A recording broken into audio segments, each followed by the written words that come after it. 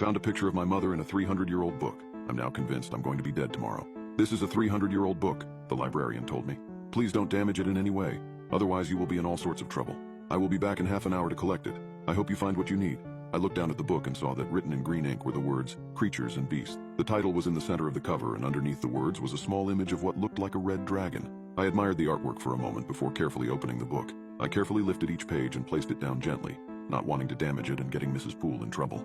I looked through the many pages of the book, each one with a different painting of a creature, which underneath had a paragraph explaining what the creature was and where it could be found. I looked through the pages trying to find the three that I wanted to write about. I read about the Bone Fairy from Scotland, the Tree Walker from Canada, and the Sky Dweller from India, all of which I found interesting, but I couldn't find enough about them to write about them in my report. I kept on turning the pages of the book, and when I turned the page and read the words, The Alluring Harpy, and that was when I saw it. The Alluring Harpy was a winged woman that had long claws at the end of her arms. She was wearing a light purple dress with her wings sprouting out the back of it. She had a seductive smile and eyes that looked inviting. It looked like the sort of creature you would find in a book about ancient mythical creatures, and normally I wouldn't think anything of it, but there was something about this picture. The face of the harpy was the face of my mother. I don't mean they looked similar or bared a resemblance.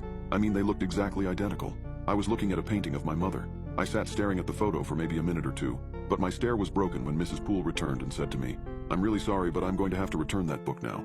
The curator is here and I can get into a lot of trouble for allowing you to read this book. She then went to grab the book off of the table and return it.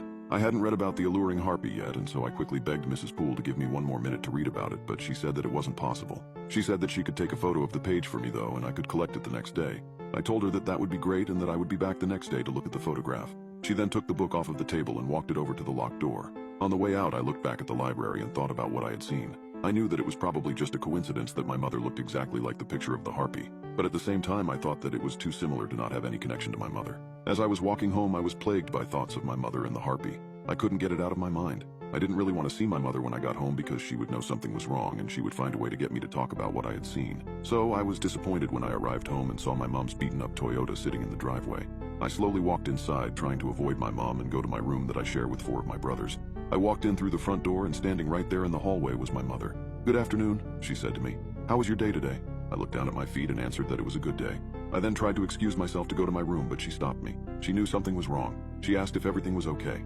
I told her that it was. I don't know why I was so nervous around my mother now. Just because I had seen the picture didn't mean it was her. That was just crazy. My mom would have no idea about any harpy, and I knew that I was just being silly, but still, I couldn't help but feel nervous around her.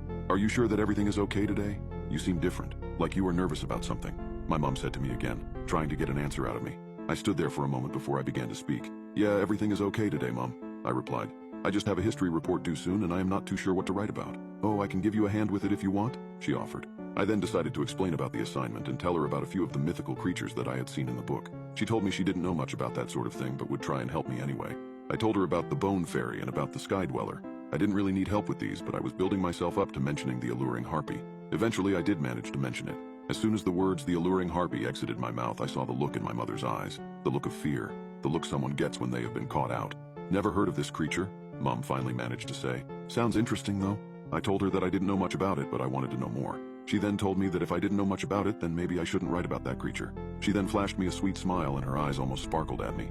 I suddenly felt a lot more comforted. I realized how stupid I was being and that there was no way that there was any connection between the harpy and my mom. Mom then lightly touched me on the shoulder, and I felt a warmth run through my arm and all of my worries of before were now vanished. My mother then excused herself and told me that she had to get dinner ready. She left and went to the kitchen to begin cooking. As she walked off, I could have sworn I saw a slight bulge under the back of her top, right where a wing could have been, but I quickly dismissed this as my eyes playing tricks on me. The next day I was riding my back home from school when I suddenly remembered the photo that Mrs. Poole was going to take of the book. I had almost completely forgotten about it, like it had been wiped from my memory, but I remembered at the last minute and decided to head to the library to get a look at this photo. I made it to the library and was greeted by Mrs. Poole, who when she saw me reached into her pocket and pulled out a small photograph. She handed it to me, and I saw that it was the picture of the page I wanted to read. It was hard to read because the photo was so small, but I managed to read what it read. It read as follows. The Alluring Harpy is a dangerous beast. It uses the power of love and desire to get what it wants, and what it wants is to spread its evil across the world. The harpy will disguise itself to look like a human woman, but it actually has sharp claws, sharp fangs, and wings. The harpy will use its powers of seduction to seduce men, where it will then try and reproduce with these men. Its powers of seduction often come from their beautiful smiles, their enchanting eyes, and their soft touch.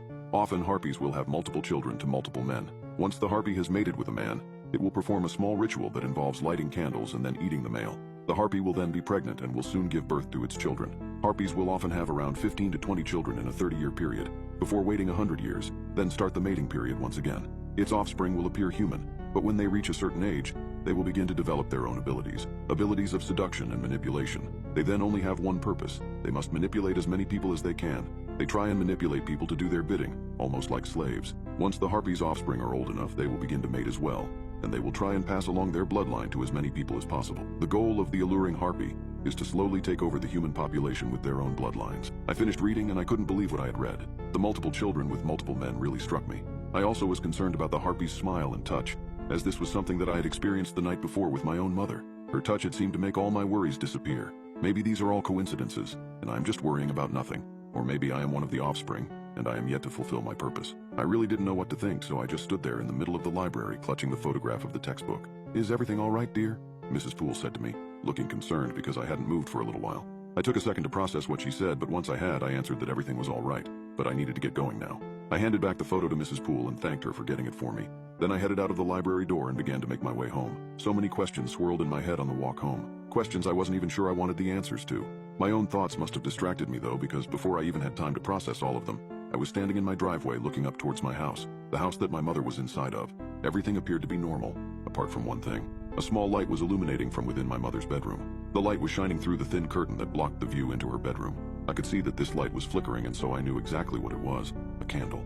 I felt a small rush of fear begin to overcome me. My mother had never burnt candles since I had been alive, and after what I had just read, I was worried as to why she was now. I slowly walked down my driveway and to the front door, trying to stay as quiet as possible. I knew that it was all ridiculous. My mother couldn't be some creature that seduces and eats men. It sounded so stupid when I thought of it like that. But there was some feeling deep inside that made me believe that it was true. Once I reached the front door, I pulled out my key ring, found the front door key, and slowly inserted it into the lock. I slowly turned the key and pushed the door open. I couldn't see or hear any of my other siblings. The house was eerily quiet, apart from a small crunching sound coming from the room down the hallway, my mom's bedroom. I slowly began to walk down the hallway, taking one small step at a time. As I walked closer and closer to my mother's bedroom door, the crunching sound grew louder and louder. Once the harpy has mated with a man, it will perform a small ritual that involves lighting candles and then eating the male. This line that I read in the old book kept on repeating itself in my mind. What if that is what is happening right now? I was now standing close to the bedroom door. Sweat was now running down my face and my heart was racing. I could still hear it, the crunching sound from beyond the door. It sounded like something was scraping and crunching down on bone. I really didn't want to think about what the sound really was. I placed my hand on the door handle. Was I really about to enter this room? I tried to slow down my breathing and relax and tried to think of a rational explanation for all of this, but I couldn't think of one. I slowly began to turn the door handle. I don't know what it was. Maybe it was fear. Maybe it was the loud snapping sound that I heard as soon as I began to turn the handle. But something made me stop and let go of the door handle. I left the door closed and began to walk away. I think I just didn't want to know what was happening on the other side of that door. I went to my room and put in some headphones to try and block out any noise that may be coming from my mom's bedroom. I didn't really sleep that night, only a few minutes here and there. The thoughts of my mother and the harpy occupied my mind. Eventually, though, it was morning and I must have dozed off because I was awoken by my mom entering the room. "Good morning, darling," she said to me, her voice bright and cheerful. "I have some excellent news for you. You are going to be a big brother. I am pregnant."